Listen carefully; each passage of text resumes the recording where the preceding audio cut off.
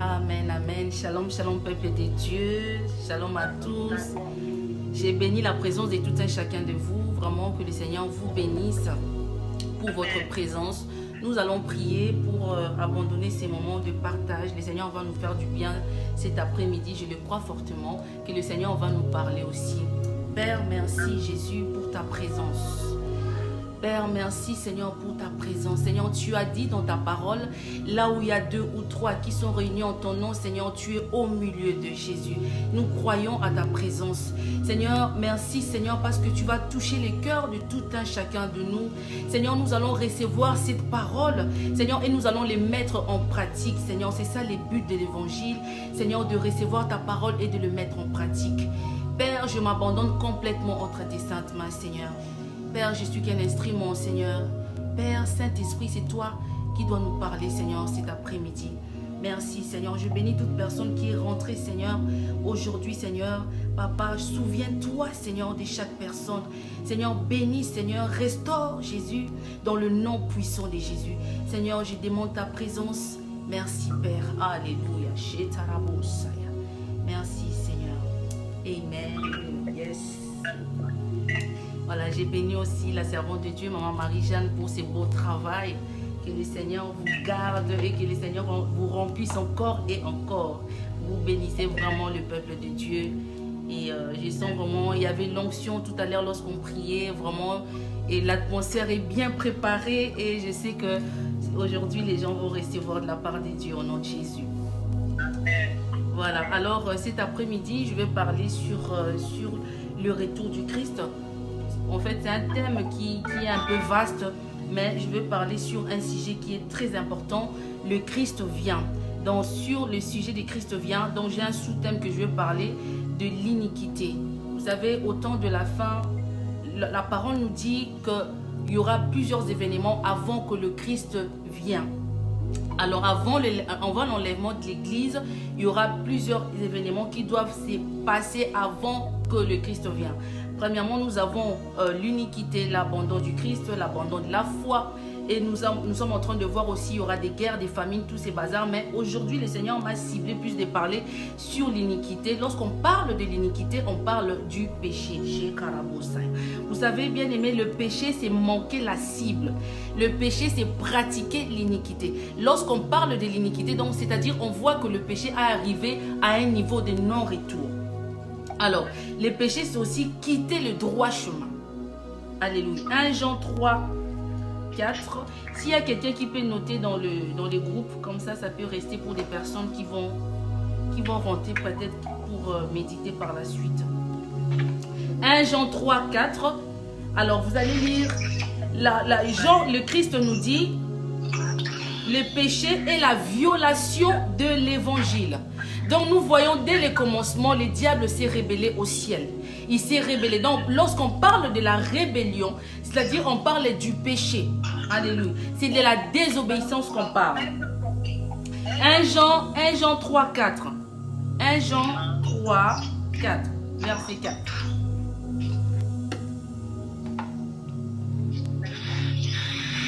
Alléluia. Alors, la parole nous dit qu'avant le retour du Christ, l'amour de l'évangile sera refroidi et le péché va être de plus en plus banalisé. Alors, aujourd'hui, nous sommes en train de voir que les gens banalisent le péché. Le péché est normalisé. Alléluia. Amen.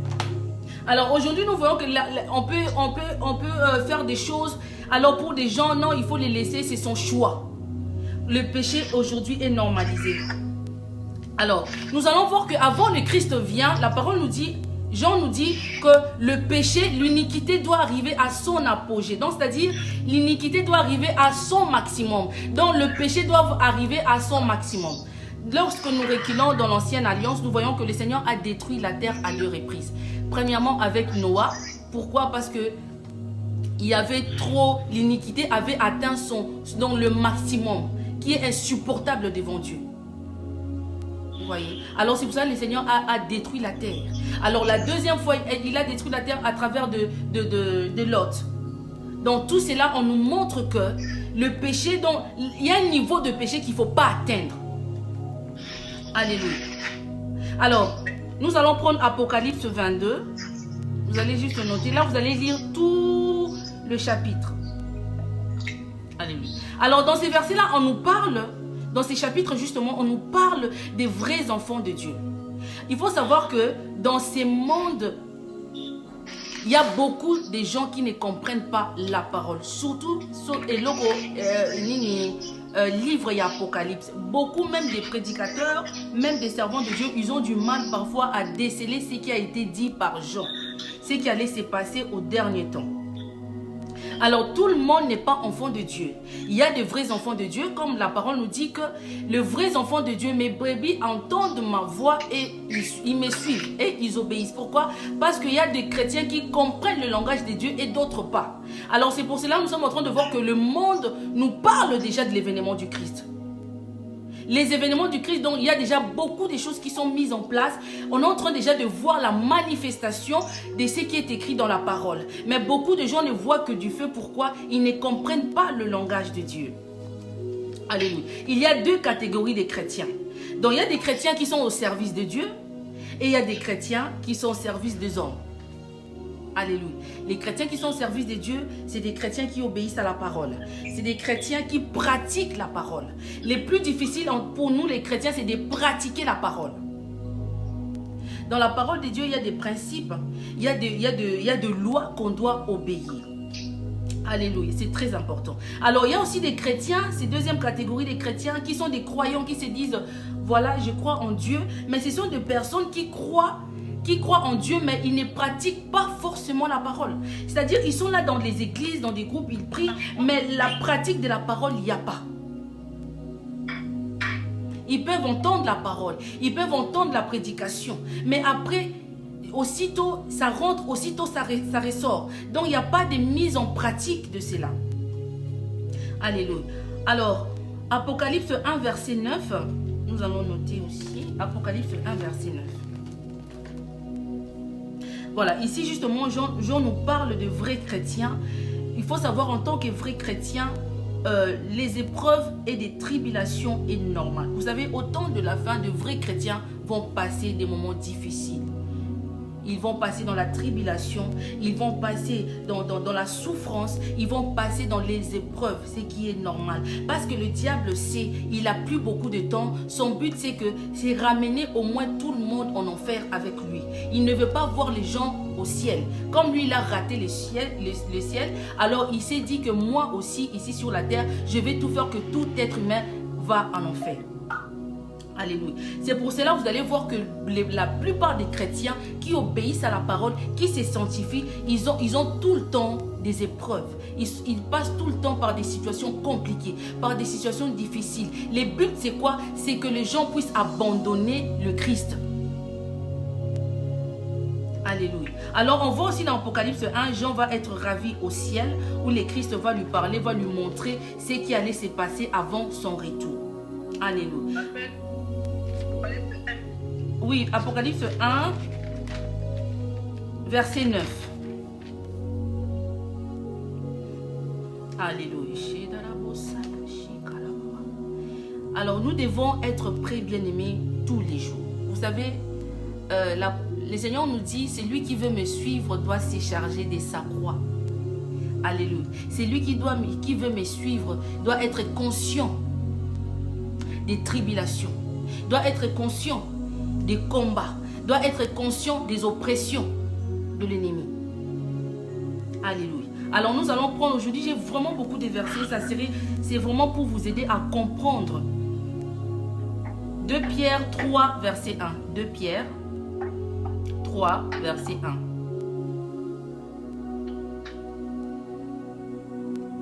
1. Alléluia. Pierre nous parle ici, dans le dernier jour viendra des moqueurs, des marchands, selon leur propre convoitise. Alors, la parole nous dit aussi que les gens vont abandonner le Christ. Vous savez, quand tout va bien, chez toi, tu es bien, ta famille, tout coule douce. Quand on te demande, tu as la foi, tu diras, oui, j'ai la foi. La foi, ça ne se dit pas. La foi, ça se démontre. On saura que tu as la foi lorsque tu vas traverser des épreuves. lorsque tu vas traverser des problèmes, lorsque tu vas traverser des combats, c'est là qu'on saura que tu as la foi. Quand tout va bien, tu peux dire tu as la foi, mais c'est plus la croyance. La foi, on le sait lorsque tout va mal. Alléluia. C'est ça que le diable sait, que beaucoup de gens, à la fin des temps, ils vont abandonner cette foi-là justement. Alléluia. Alors l'iniquité égale juste le péché. Alléluia. Alors, vous savez, dans la Bible, il y a deux types de lois. Il y a la loi morale et la loi cérémoniale. Alors la loi morale, c'est quoi? C'est rien que la parole de Dieu, c'est l'évangile. C'est ça la loi morale. Alors la loi cérémonielle, c'est à l'époque de Moïse, lorsque le peuple commettait un péché, il devait venir rapporter un animal pur pour que l'animal soit tué après pour recevoir le pardon du péché. C'était toutes des cérémonies et tout ça, mais ça c'était plus dans l'époque de Moïse. Mais lorsque Christ va mourir à la croix, cette loi va être pas complètement effacée, mais va être accomplie pour du bon. Alors du coup, nous, ce qui nous intéresse ici, c'est la loi morale, c'est l'évangile, c'est la Torah, c'est la Bible. Il faut savoir que la loi a commencé depuis les jardins d'Éden. La loi n'a pas commencé avec les 10 commandements de Moïse, non. La parole nous dit quoi? Que lorsque Dieu va placer l'homme dans le jardin, il va établir la loi, une loi, dire à l'homme que l'arbre qui est au milieu du jardin, l'arbre de la connaissance du bien et du mal, vous ne pouvez pas en manger. Ça c'était déjà principe, ça c'était déjà le principe, et ça c'était déjà une loi que Dieu avait déjà établie dès le commencement. Alléluia. Donc Moïse est venu juste mettre cette loi, rendre cette loi officielle. Parce que la loi n'était pas officielle avant. Dans le Christ, lorsque Moïse montait au mont de Sinaï, c'est Dieu qui a écrit la loi sur une tablette, voilà, donnée à Moïse pour que le peuple ait connaissance de cette loi. Alléluia. Donc la loi c'est quoi? La parole de Dieu c'est quoi? C'est un diagnostic. Le but c'est quoi de la parole? C'est d'apporter la révélation. Lorsque une personne vient à la conversion, la première chose à faire c'est d'abord connaître la loi de Dieu, connaître le principe de Dieu. Qu'est-ce que Dieu attend de toi? Qu'est-ce que Dieu veut de toi? Comment est-ce que Dieu veut que tu marches selon la parole? Alléluia. C'est pour ça qu'une personne qui vient à la conversion, la première chose, la personne doit s'asseoir dans la parole. Prier, c'est bien. Passer des jeûnes de 30 jours, c'est bien. Passer du temps dans l'adoration, c'est bien.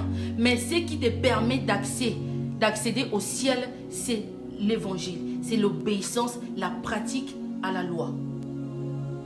Alléluia.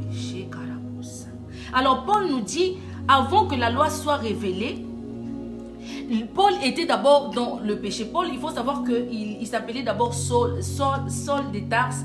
Donc à l'époque, Paul avait une mission de persécuter les chrétiens, de tuer les chrétiens. Alors une fois il va rencontrer les Christ, Paul va être affranchi par les Christ. C'est là que Paul aura la lumière de Dieu, qui est la parole, qui est l'évangile.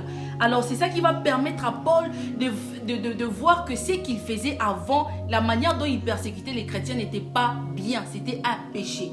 Alors c'est la loi de Dieu, c'est l'évangile qui nous permet de voir que c'est que quand on était païen, lorsqu'on vient en Christ, donc c'est-à-dire c'est que je faisais par exemple convoiter quelqu'un. Pour beaucoup de personnes, c'est normal. Na luli mutu, na moni azakito qu'on a loulié. Non, kolula mutu, c'est un péché qui commence déjà dans tes pensées. C'est ezali sumu. Et pourtant, beaucoup de gens se disent que non, c'est normal. Ezali nango li sumu te kolula mutu. Alléluia.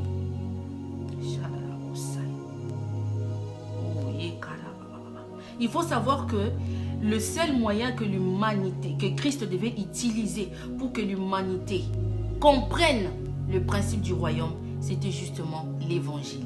C'est pour ça qu'il est venu sur la terre, justement pour nous enseigner l'évangile, la pure évangile. La chrétienté a commencé dans la naissance du Christ.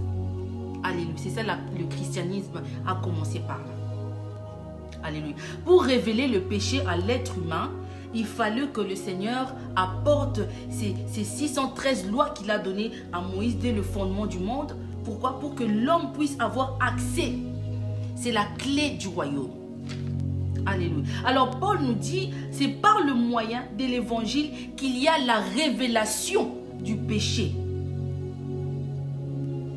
Alléluia. Romains 7, verset 7. Romains 7, verset 7.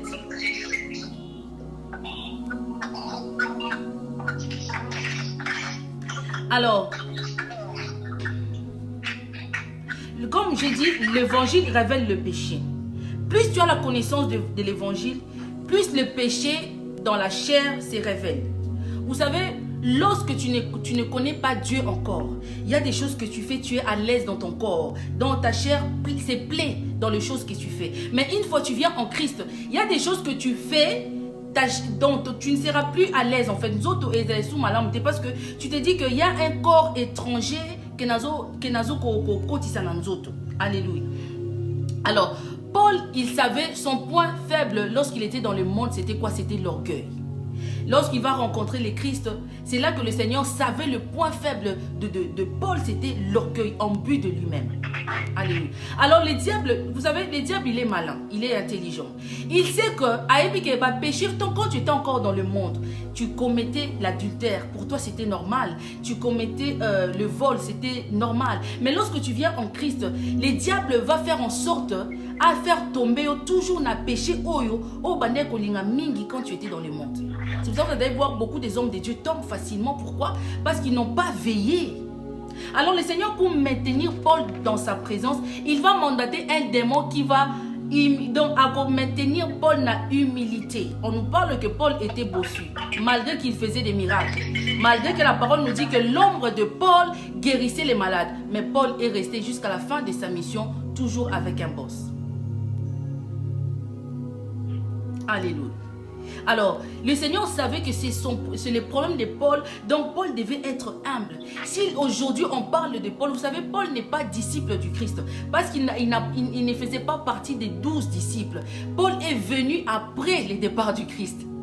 Donc, mais c'est lui qui a écrit plus de livres dans la Bible que d'autres, que Jean, Matthieu. Tous les disciples de Dieu. Alléluia. Alors, c'est aussi l'homme dans la Bible, le seul homme dans la Bible que nous connaissons qui a renoncé aux biens matériels, qui a renoncé aux désirs de la chair, qui a renoncé aux désirs du monde. Alléluia. Alors beaucoup de nos jours, il n'y a pas ce genre d'hommes sur la terre. C'est très rare. Je pense même qu'il n'y en a pas. Parce qu'aujourd'hui, les gens pensent que plus tu pries, plus tu es dans la parole de Dieu que tu es un super homme. Ce n'est pas parce qu'on est des servantes ou serviteurs de Dieu qu'on est des super hommes, on est des super femmes. Non, c'est rien que nous obéissons à la parole. Nous voulons juste suivre le principe, mais pas par notre propre force, mais par la force de Dieu. Alléluia. Il faut savoir, plus Dieu t'élève, beaucoup plus ta chair prend le coup. Pourquoi? Parce que la chair aime les m'as-tu vu. La chair veut être satisfaite à tout moment. Alléluia. C'est pour ça qu'aujourd'hui, les gens prennent la gloire. Au lieu de donner la gloire à Dieu qui t'a donné ses dons, par exemple, que tu as, non, on a abandonné le Christ. Alors, on préfère prendre la gloire pour nous. Alléluia. Que le Seigneur nous aide à rester dans l'humilité. Parce que lui-même sur la terre, il était humble. La parole nous dit il passait même pas inaperçu. Il pouvait passer auprès de toi. Tu n'allais même pas reconnaître c'est lui le roi de gloire. Alléluia. Alléluia. Vous savez, au temps de la fin, il y a des messages qui seront très rares. La sainte doctrine, le message du salut, le message du retour du Christ est devenu très rare. Pourquoi? Parce que le diable sait. Il doit égarer complètement le peuple. Le peuple doit garder le peuple de Dieu dans l'ignorance. Alléluia. Alors, nous voyons que tout interdit nous envoie toujours, nous excite. Donc si on t'interdit quelque chose, c'est là que tu veux la chose. C'est comme un enfant. Lorsque tu l'interdis, ne touche pas le feu, tu vas te brûler. Mais l'enfant veut quand même toucher le feu. L'interdit, ça pousse à l'enfant de toucher. Le diable sait pour avoir l'homme, il doit commencer par sa chair. Vous savez, le péché détruit la chair, détruit l'âme et détruit l'esprit. Le péché commence toujours au niveau de la chair. Alléluia. Alors, c'est pour cela, la parole nous dit que la chair a des désirs contraires à celui de l'esprit. Pourquoi? Parce que la chair ne vit pas selon l'esprit. Donc, c'est-à-dire, il faut savoir que nous sommes des hommes spirituels, nous sommes des esprits, mais nous vivons dans un corps. Ta chair, là, tu as beau à satisfaire ta chair. Tu as beau à mettre des crèmes de ouf. Tu as beau à mettre des perruques. Tout ce que tu veux, t'habiller avec de la marque ou quoi que ce soit. Mais si ta chair, aujourd'hui, décide de te lâcher, c'est mort. Alléluia. L'esprit vit éternellement, mais la chair a une durée de vie. Alléluia. Alors c'est pour cela que la parole nous dit de fuir la tentation. C'est que Joseph a fait face à la femme de Potiphar. Joseph a fui. Il a laissé sa tunique, il a fui. Le péché est dans la chair. Le péché est dans la chair. Ça commence dans la chair. Vous savez, pour une personne puisse contracter la sorcellerie, ça commence par la chair. Ensuite, la sorcellerie va rentrer au niveau de la chair. Ça va affecter son âme. Ensuite, ça va affecter son esprit. Il y a des péchés où il y a des conséquences graves. Il y a des péchés, des conséquences moins graves. Il faut savoir, chaque péché que nous commettons, ça demande une réparation. Alléluia. Alors, les gens se disent parfois, vous êtes en train de passer, de vous balader avec beaucoup de situations, des combats, mais cela ne change pas. Malgré qu'on prie pour vous, malgré qu'on prophétise pour vous, vous êtes toujours dans la même situation. C'est quoi? C'est à un moment donné, le péché que vous avez fait, vous n'avez pas réparé. Parfois, les sorciers de famille n'ont rien à voir. Parce que la parole nous dit au nom de Jésus, le nom qui est au-dessus de tout nom, c'est le nom de Jésus. Les tout-puissants, c'est le nom de Jésus. Un démon, lorsqu'il est chassé au nom de Jésus, il part. Mais s'il y a un problème qui est encore dans ta vie, qui résiste, c'est qu'il y a un moment donné, le péché que tu as commis quelque part, tu dois le réparer. Ce n'est pas en demandant pardon. Bien sûr, Dieu te pardonne, mais il faut réparer. Alléluia.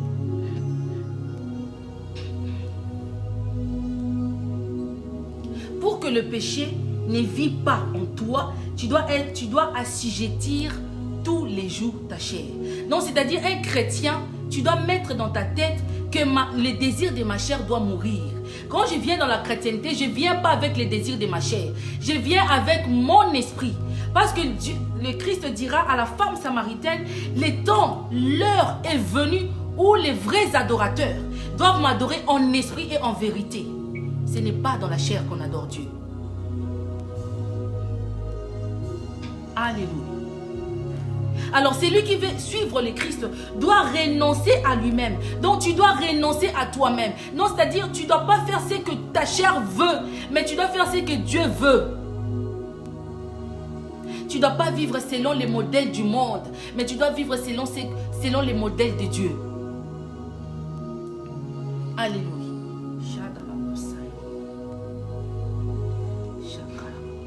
Vous savez, le péché qui est consommé par la chair, ça détruit d'abord ta chair. Ça peut te détruire par une maladie. Ça peut te détruire par beaucoup de choses. C'est pour ça qu'aujourd'hui, les gens meurent à des maladies mystiques, à des maladies qui sont pas, que le médecin ne peut pas soigner. Ou le médecin peut soigner une maladie et au bout de compte, voilà, ils sont limités. Il faut savoir que la médecine est limitée. Les médecins peuvent vous dire non, ils te sortent, donc carrément on te chasse de l'hôpital parce qu'ils ont fait tout ce qu'ils pouvaient. Voilà, ils sont limités. C'est ce genre de maladie est causé par un péché non réparé. Parce que le péché laisse la porte ouverte à des maladies mystiques, diaboliques. La maladie ne vient pas de Dieu. Dieu nous a créés pour vivre dans le bonheur. Dieu t'a créé pour vivre heureux sur la terre. Dieu n'a jamais créé quelqu'un pour souffrir. Non. Alléluia. Il faut savoir que le péché qui rentre dans la chair, il y a deux volets au niveau de péché. ça touche la chair et ça touche l'esprit. Alors le péché qui rentre dans la chair, ça détruit la chair humaine, ça détruit les physiques. Alléluia. Automatiquement, ça détruit aussi l'âme, parce que l'âme, c'est la vie. Il y a des conséquences de péché. Alléluia. Certaines choses, ne prenez pas à la légère.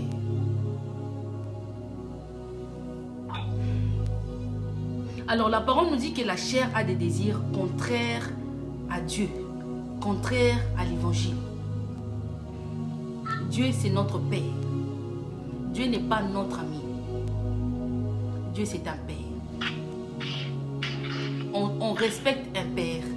On se soumet à notre Père. Alléluia.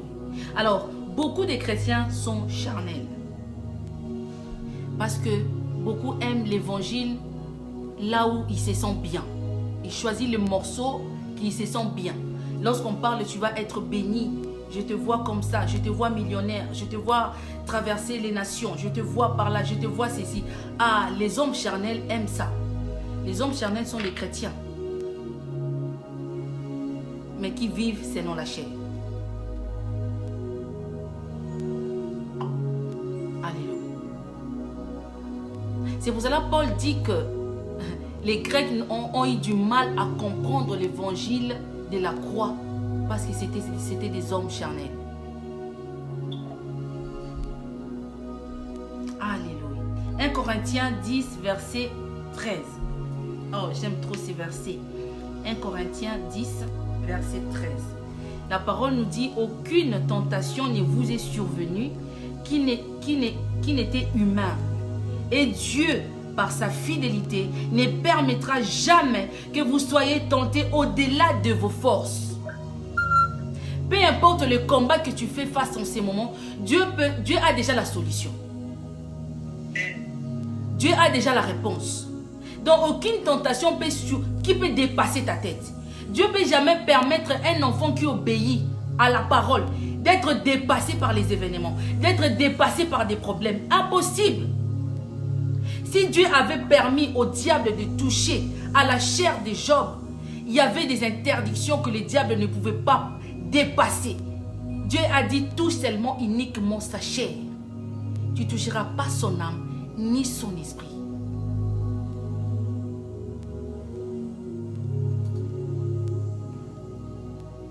Alléluia.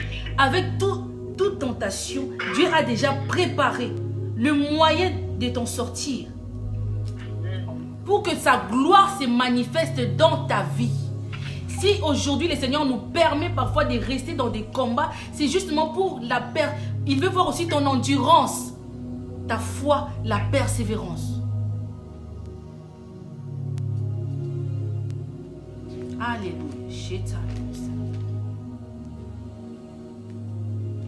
Vous savez, pécher dans la chair, c'est terrible. Les gens aujourd'hui, beaucoup de personnes banalisent le péché. Non, on ne prêche pas le péché, on ne prêche pas l'iniquité, ni le retour du Christ. La manière dont Noah a construit l'arche au moment du déluge, les gens ne croyaient pas, n'ont pas cru. Ils se sont dit: ça fait des années qu'il ne pleut jamais. Comment ça, tu viens, Noah, avec ton soi-disant arche ou quoi que ce soit, on ne sait pas, et tu nous dis ici qu'il va pleuvoir, Dieu va détruire la terre. Personne ne croyait. Tout le monde rigolait sur Noah. Lorsque Noah prêchait l'évangile, les gens rigolaient. Aujourd'hui, lorsqu'on parle, le Christ vient, les gens nous disent parfois sur des réseaux: tu es là, tu parles de Dieu. Les gens vous disent: mais non, vous êtes en train d'halluciner, vous êtes complètement ailleurs, vous êtes des fous, vous êtes des folles. Et pourtant, c'est réel. Le Christ vient. C'est une réalité. Et c'est vrai. Alléluia. Alors, Romains 7, verset 19, Paul dit: je me retrouve à faire ce que je hais, la chair. Paul a beaucoup parlé de la chair. Parce que Dieu sait que le problème de l'homme, c'est la chair. C'est pour ça la première chose à la croix, le Seigneur a fait quoi? Il a détruit la chair. Avant de convoquer le monde des ténèbres devant la croix, il a commencé d'abord à détruire la chair. Parce que Dieu sait, le problème de l'homme, c'est sa chair. Parce qu'aujourd'hui, les chrétiens, nous ne voulons pas mourir. Nous ne voulons pas tuer les désirs de la chair. Nous voulons vivre dans la chair. Bien-aimé, la chair ne t'apportera rien que le malheur. On ne connaît pas les lendemains. Beaucoup de gens meurent dans les accidents de voiture. Il s'est préparé, il s'est embelli, il a fait tout ce qu'il fallait avec sa chair. Mais lorsqu'il prend sa voiture ou lorsqu'il prend des transports en commun, boum, il peut partir à tout moment. La chair ne dira pas non, genre tu as été là, au salaking a bien, tu vois, tu m'as mis la crème, au lycée a bien, au milieu a bien, au na okilo mawa. Non, non, non.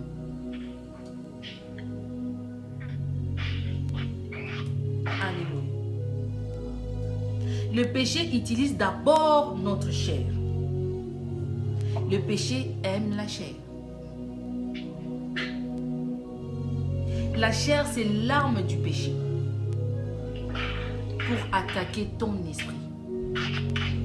Ève, lorsque le diable est venu le parler, le diable est venu en chair. Ce n'était pas en esprit. Le diable il a qui na boutou te na ndoto te. Il a qui na chair, na physique.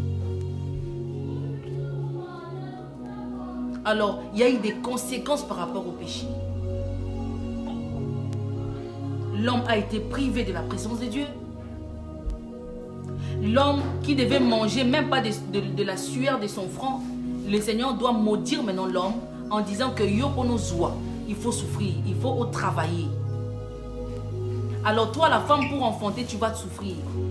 Pourquoi? C'est le conséquence. Donc, et ça par conséquence, il y a péché. Il y a désobéissance.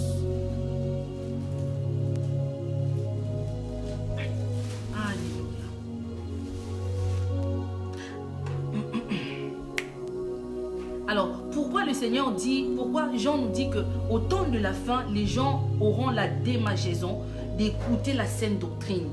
Le message du salut, ça dérange beaucoup. Parce que là, on parle justement de l'évangile de la sanctification. Alors, les gens ne veulent pas se sanctifier. Les gens ne veulent pas. Et la plupart des gens disent, ah, parfois, servant de la sanctification, c'est dur. Oh my God, Seigneur, aide-nous. Pourquoi? Parce que c'est des gens, j'ai dit, vous êtes juste des gens charnels. Vous aimez tellement la chair, vous aimez tellement faire plaisir à votre chair que c'est pour cela vous aurez du mal à vous sanctifier. Une personne qui se sanctifie, c'est une personne qui vit selon l'esprit. Une personne qui se sanctifie, c'est une personne qui obéit à la parole. Donc si tu n'obéis pas à la parole de Dieu, tu auras du mal à te sanctifier. Impossible. Vous savez, lorsque le Seigneur m'a appelé à l'évangile, au début, je ne croyais pas que je pouvais même prêcher parce que j'avais du mal à lire un verset et à pouvoir interpréter ou à pouvoir parler de ces versets. Je n'arrivais pas. Je voyais les gens qui le faisaient, c'était juste de surhomme où je disais, Seigneur, je n'arriverai pas. Vous savez, lorsque le Seigneur a commencé lui-même à m'enseigner des fois, j'ai eu mon père de la foi aussi. Deux fois, je me disais, mais Seigneur, lorsque je me vois parler, j'ai dit, mais tout ça, ça vient d'où? Pourquoi? Parce que j'ai compris une chose. Le Seigneur, pour utiliser une personne, il a besoin d'abord que tu puisses être conscient de toi-même que moi, je ne suis pas n'importe qui. Ton identité, être conscient de ton identité en Christ. C'est ça qui manque aux chrétiens aujourd'hui. Vous savez, l'évangile que Dieu m'a dit de prêcher, ce n'est pas autre chose. Dieu m'a dit de prêcher juste l'évangile, donc la repentance, le salut, le retour du Christ. Vous allez voir, tous mes messages tournent toujours autour de ça. Je ne parle pas d'autre chose. Parce que le but de l'être humain, c'est de voir le Christ. Le but de l'être humain, c'est le ciel. Nous battons ici sur la terre, justement pour aller au ciel. Alléluia. Alors moi je dis souvent, pourquoi embellir la chair? Pourquoi à te poumonner, à faire du bien à ta chair, tandis que cette chair que tu es en train de te poumonner sur ça n'ira même pas au ciel, va retourner à la terre. C'est d'où la chair a été tirée, c'est la terre, ma belé. Donc, chair aux olengela, et ko souka na ma belé, et ko kenaka jamais na lola. Alors, pourquoi en prendre autant soin?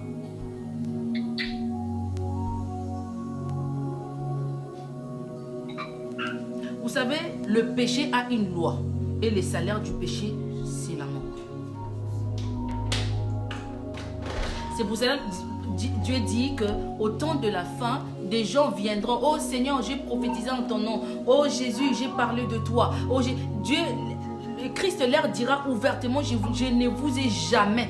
Donc lorsqu'il utilise ces mots, cet adjectif jamais, donc c'est-à-dire jamais. Pourquoi? Ce sont des hommes qui vivent, qui ont préféré satisfaire la chair que de faire ce que Dieu dit. Alléluia. Dans toutes les religions qui existent sur la terre, c'est rien que le christianisme que les chrétiens jouent avec. Les musulmans ne jouent pas avec l'islam, ni les bouddhistes. Juste les chrétiens. On joue trop avec la chrétienté. On joue trop avec Dieu. C'est pour ça que la parole nous dit Dieu est lent à la colère et riche en bonté. Il est patient.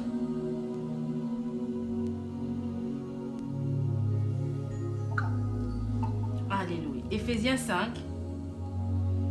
Non, plutôt prenons Colossiens 3, verset 5.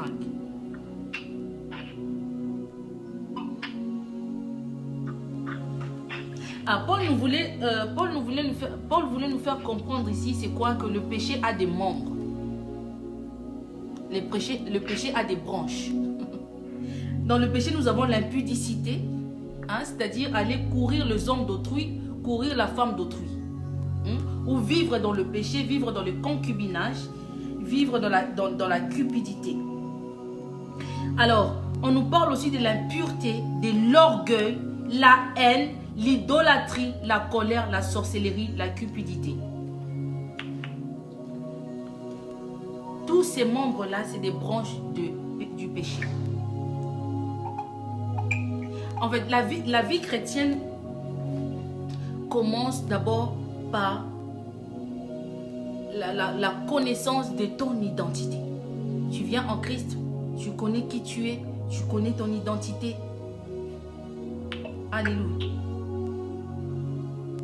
Et Dieu nous demande de faire mourir les vieils hommes. Lorsque Paul a parlé du vieil homme, Paul nous parle de la chair, les désirs de la chair. L'homme adamique, donc l'homme pécheresse, donc l'homme du péché, donc l'homme qui a cette nature qui est né. Il faut savoir que tout homme né sur la terre, il a cette nature pécheresse en lui. C'est pour cela que les gens ne naissent pas chrétiens. On est toujours païen, païenne. On devient chrétien, chrétienne. Alléluia. Vous allez voir un bébé déjà de 6 mois, même 3 mois. Lorsqu'il a faim, il s'énerve, il crie, il pique des crises. Tu dis, mais cet enfant, il vient à peine de naître, il a 3 mois. Mais comment ça se fait que l'enfant peut s'énerver comme ça en pleurant? C'est la nature. Les vieils hommes. C'est ça que lorsqu'on vient à la conversion, Dieu veut d'abord traiter cette nature-là. Il veut changer cette nature. La vie chrétienne, c'est la vie qui se vit à l'intérieur de soi. Ça se vit à l'intérieur, dans ton cœur. Alors, les chrétiens aiment les apparences. Ils oublient l'essentiel.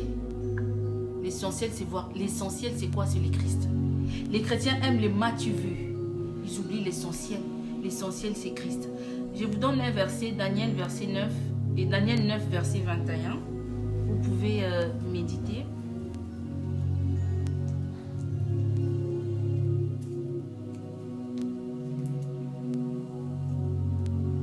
Alléluia.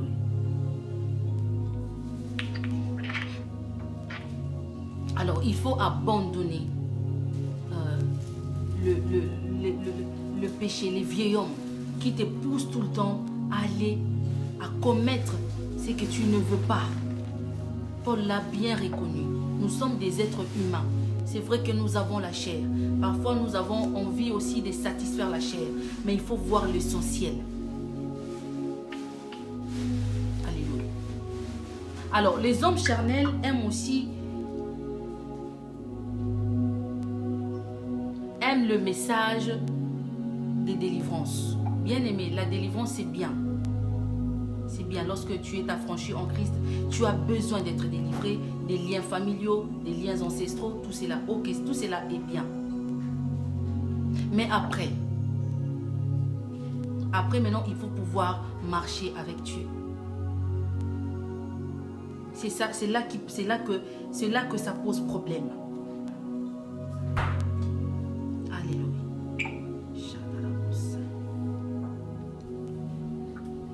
La Bible nous dit que tous ont péché et n'atteignent pas la gloire de Dieu. C'est dans ces versets que la grâce de Dieu a intervenu. Parce que lorsque tu es dans le péché, impossible pour toi d'atteindre la bénédiction. Impossible pour toi d'être devant la présence de Dieu. Vous savez, le péché, c'est un virus. Moi, je dis c'est un virus que ça se soigne. Ça se soigne par la parole. Les péchés, ça se soigne difficilement par la prière, mais c'est plus par la parole.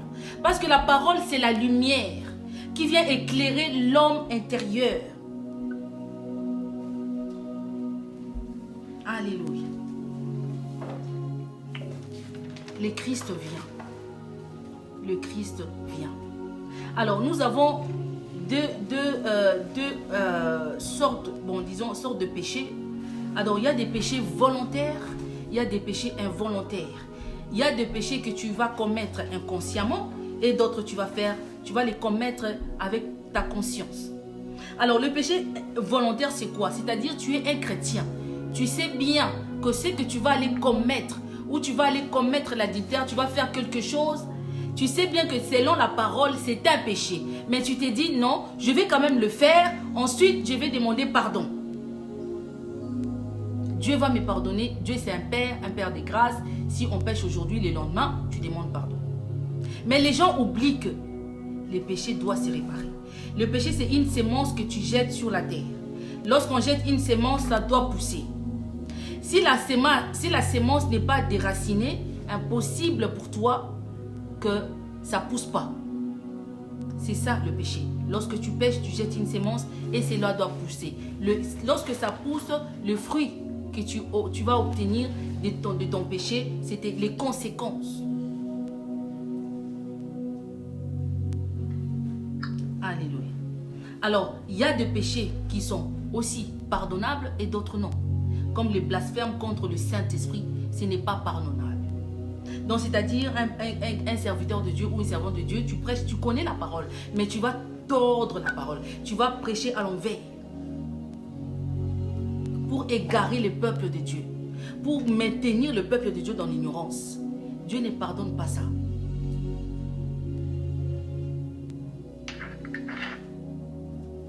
Donc là, tu es en train de blasphémer contre l'Esprit de Dieu. La parole nous dit que Dieu est la parole. Au commencement, il a créé la terre par la parole. Donc la parole, c'est Dieu. Parce qu'il est esprit. Lorsque tu es en train de bafouer sa parole, donc tu... Oh là là. God. C'est très grave.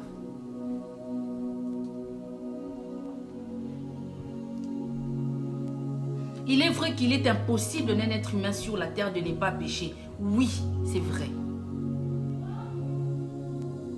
Mais c'est possible d'éviter des péchés. Ça, c'est possible. Dieu t'a donné la possibilité d'éviter des péchés. Dieu t'a donné la possibilité d'éviter beaucoup de choses. C'est une question de volonté. Dieu ne descendra pas sur la terre encore pour une deuxième fois pour te dire, te secouer. Oh, ce que tu fais là, c'est pas bon, arrête. Hein? Non. Tu dois prendre conscience. les gens, la plupart des gens vivent dans les concubinages. Hein? Et c'est normal.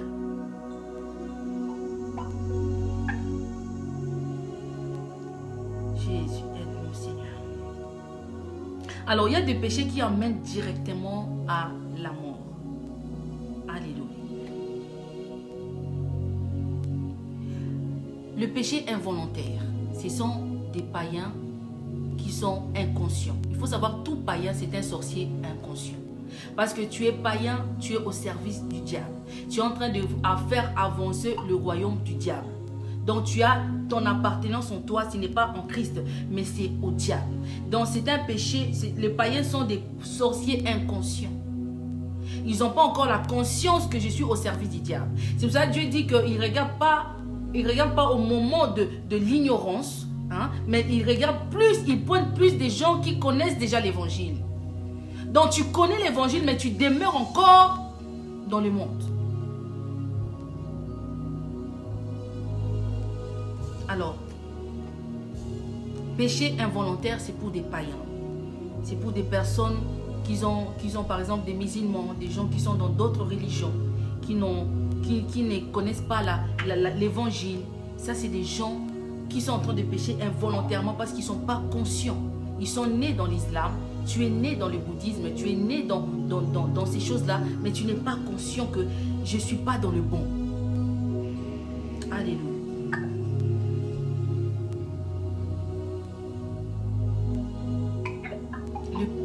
Le péché involontaire, c'est aussi l'ignorance. Tu es ignorant, tu ignores beaucoup de choses. Alléluia. L'âme qui pêche, c'est l'âme qui mourra. Alléluia. Que Dieu nous aide vraiment à tenir ferme contre notre vieil homme, qu'on puisse vraiment gérer ces vieils hommes. Alors je vais finir par là. Le péché est la transgression de la loi de Dieu. 1 Jean 3, 4. 1 Jean 3, 4. Quiconque, la parole nous dit, quiconque transgresse la loi est le péché. La transgression de la loi, c'est la pratique de l'iniquité. L'iniquité, c'est le péché. Et le péché étant consommé, ça produit la mort. Le péché a des conséquences. Alléluia. Et les conséquences du péché, c'est la mort. Ça commence d'abord par la mort spirituelle, ensuite la mort physique. Le Christ vient. Le Christ nous appelle à se repentir. À se repentir sincèrement. Alléluia. Il faut savoir que l'enlèvement, ça fera sur 3 phases. D'abord, l'enlèvement de l'église, ensuite la tribulation et après les jugements derniers. Alléluia. Lorsqu'on parle de l'horloge prophétique, nous sommes en train de voir le temps est en train d'avancer tellement vite. La parole nous dit au dernier temps, les jours vont tellement passer vite. Parfois nous allons nous retrouver, mais la journée elle est déjà finie, mais comment ça se fait? C'est ça. L'horloge prophétique est déjà accélérée. Le Christ vient. Il est temps pour nous de nous soumettre complètement à Dieu. Alléluia. Ça ne sert à rien de rester. Parce que les gens qui vont rester après l'enlèvement, ils vont passer par la tribulation. Vous savez, le président qui a parlé de la bête de l'événement est déjà là. Il n'a pas dit que la bête de l'événement va arriver. Non. Il a bien dit qu'il était déjà sur la terre. C'est-à-dire l'homme impie est déjà là. Pourquoi? Le niveau de péché est en train de monter. Lorsque nous allons arriver au niveau Otokomayasuka, c'est là qui va déclencher l'enlèvement. Nous sommes déjà bien avancés. Vous voyez, le monde, il faut savoir l'ordre de la franc-maçonnerie, c'est quoi? C'est établir l'ordre par les chaos. Alléluia. Donc, c'est-à-dire établir des nouvelles. Donc, ils vont s'aimer les chaos. Ensuite, ils vont établir des lois par rapport à ces chaos. Alléluia. Nous sommes à la porte de la 3e guerre mondiale. Ce n'est pas parce que les choses ça s'est calmé qu'il n'y aura pas la 3e guerre mondiale. il y aura la troisième guerre mondiale. Alors lorsque ces mondes avancent pour présenter l'impie, l'homme du péché, les prophètes qui sortent de la mer, ça serait un faux prophète.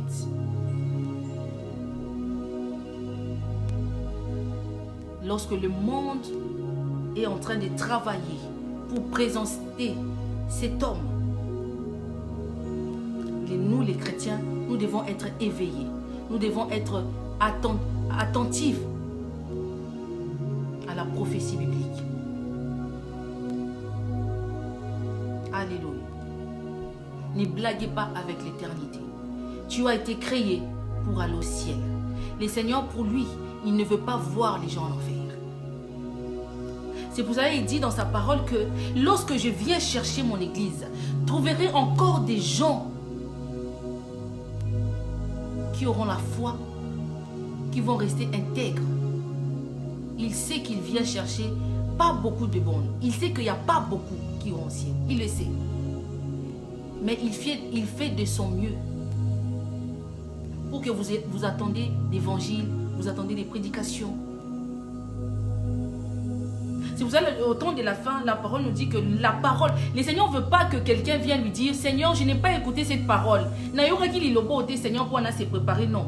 Le Seigneur a dit, jusqu'à ce que la parole va éroquenetti aux extrémités de la terre, au fond là-bas, en Macédoine, ceux qui sont en Australie, au fond, la parole doit retentir. Parce que Moutoumora le bâté Kenzam Menayoka quitté. Non, aligné avant, il y a Moutounyoso, Ayoka parole. Pour les alatés, Seigneur, n'a pas quitté. N'a pas quitté qu'il fallait dans la bouille, n'a pas quitté. Non. Dieu nous laisse encore le temps. Il nous laisse encore le temps.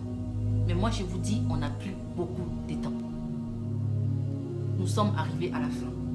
Et je sais que Dieu veut que cette génération connaisse son retour.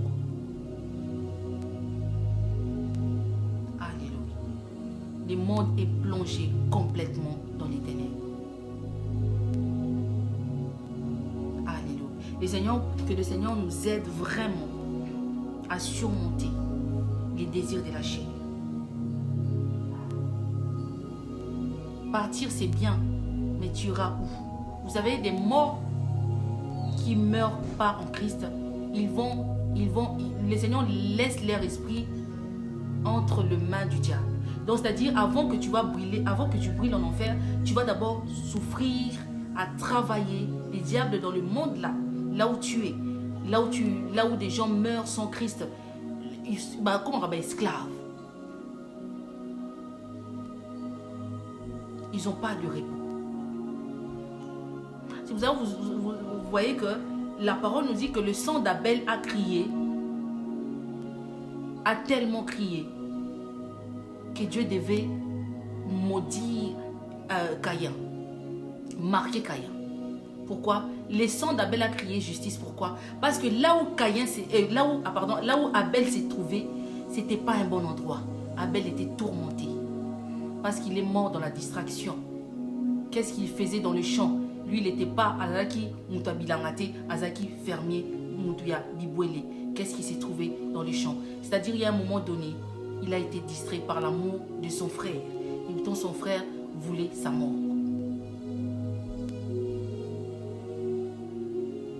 Beaucoup partent aujourd'hui dans le lieu de tourment par manque de l'écoute de Dieu, par la distraction. Alléluia. Le message n'est pas là pour nous faire peur, non. Ce message est là justement pour nous sensibiliser, de veiller à notre marche. Alléluia. On n'ira pas au ciel en tant que mari ou moi j'étais mariée, je pars à non. Les Seigneur dit, on n'ira pas au ciel, non, je vais prendre mes enfants. Oh, on part tout. Non, non, non, non. Chacun. Prie pour toi-même. Prie pour ta famille. Mais Christ vient. Il nous dit encore cet après-midi qu'il vient.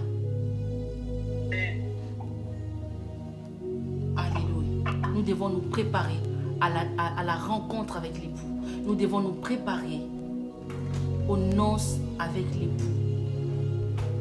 Vous savez, rien ne vaut le Christ. Rien ne vaut le ciel.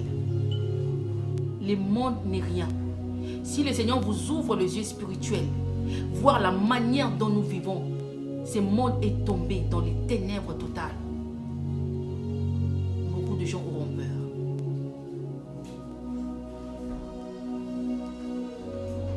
Fermez les portes. Fermez des portes inutiles. Réparons. Reviens en arrière. Il y a un moment donné dans ta marche avec Dieu, tu as fait quelque chose qui a offensé Dieu. Mais tu as demandé pardon, mais la chose là demande une réparation. C'est comme des personnes qui sortent avec les femmes d'autrui où tu commets quelque chose. Tu dois aller t'excuser devant cette femme. Tu dois aller t'excuser devant cet homme d'autrui. Tu dois aller demander pardon. C'est ça la réparation. Vous savez, lorsque une personne commet un crime, tu vas être jugé. Même si tu demandes au juge, tu dis juge, je regrette mon acte, juge limisanga. Encore limisayo ce que tu dois payer. Tu dois aller en prison. C'est pareil avec le péché. Dieu te pardonne, mais Dieu te dit va réparer. Beaucoup de gens aujourd'hui risquent de se retrouver en enfer à cause de péchés qui n'ont pas été réparés. Alléluia. Que le Seigneur nous bénisse. Nous allons prier. Nous allons prier.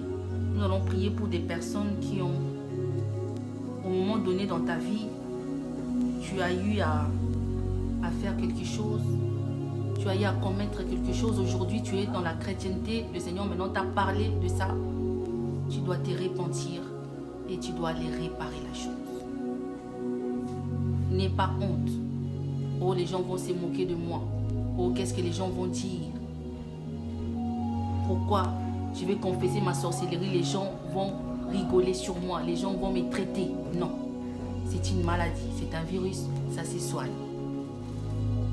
S'il y a un moment donné que tu as besoin qu'on prie pour toi, avec la servante de Dieu, Maman Marie-Jeanne, s'il y a un moment donné dans ta vie, tu as fait quelque chose, que tu as besoin que Dieu t'aide, te donne la force d'aller réparer la chose,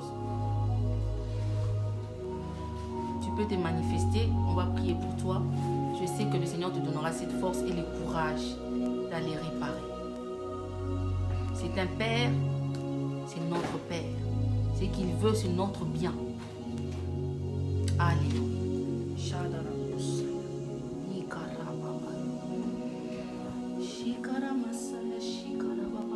Oh Seigneur, Seigneur, nous sommes des personnes vulnérables. Jésus, sans toi, nous ne sommes rien. Ou soit, si tu veux aussi, tu es là au Lingui, au renouveler aussi cette alliance avec Dieu, au Lingui Nzambe, à Soumo, vraiment, comme Paul, tu te retrouves peut-être à faire des choses que tu ne veux pas le faire. Mais au Lingui no likamamoti, au Lingui no lokwana mabozo salate, mais tu te retrouves toujours à les faire. Ce que tu veux la prière, au Lingui va prier pour toi. Tu te manifestes. La servante de Dieu, nous allons prier pour toi. Si tu touches nos cœurs cet après-midi. Seigneur, merci, Papa. Merci pour ma soeur, pour mon frère qui est là. Papa, c'est toi qui touches les cœurs. C'est toi qui répares les cœurs. C'est toi qui convaincs du péché.